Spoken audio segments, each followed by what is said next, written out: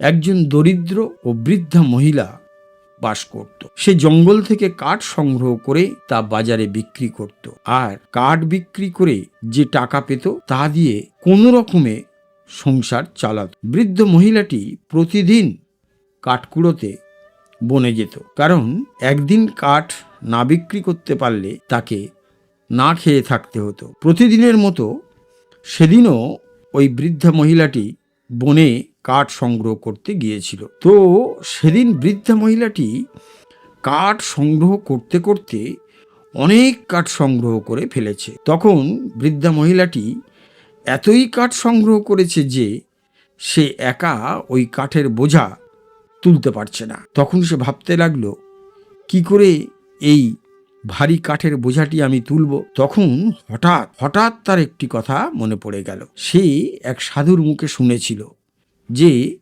বিপদে পড়ে কেউ যদি ভগবান শ্রী মধুসূদনকে ডাকে তাহলে ভগবান এসে বিপদ থেকে উদ্ধার করেন। যখনই বৃদ্ধার এই কথা মনে পড়ে গেল তখনই সে ভগবান শ্রী মধুসূদনকে কাতরভাবে ব্যাকুল হয়ে ডাকতে লাগল। বন্ধুরা, মধুসূদন হলো পরমেশ্বর ভগবান শ্রীকৃষ্ণের অন্যতম একটি নাম। কেউ যদি হৃদয় থেকে ভগবানকে ডাকে তাহলে ভগবান সেই ডাকে সাড়া না দিয়ে পারেন না। আমরা জানি নিষ্কপট ছোট বিপ্রের সাক্ষী দিতে ভগবান শ্রীকৃষ্ণ বৃন্দাবন থেকে বিদ্যানগরে এসেছিলেন, যার থেকে কৃষ্ণের এক নাম হয় সাক্ষী গোপাল। সেই সাক্ষী গোপাল এখনো আছে। তো ওই বৃদ্ধা মহিলাটি এত আকুলভাবে ভগবানকে ডাকলো যে ভগবান না এসে আর পারলেন না। ভক্তবৎসল ভগবান শ্রীকৃষ্ণ ওই বৃদ্ধ মহিলার কাছে এলেন, এসে বললেন, তুমি কেন আমায় ডাকছো? তুমি কি চাও বলো। তখন বৃদ্ধ মহিলাটি ভগবানকে দেখে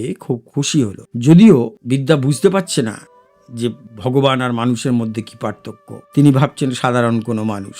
যাই হোক, আবার ভাবছেন আমার ডাকেই যখন এসেছেন তখন নিশ্চয়ই ভগবান এনাকে পাঠিয়েছেন।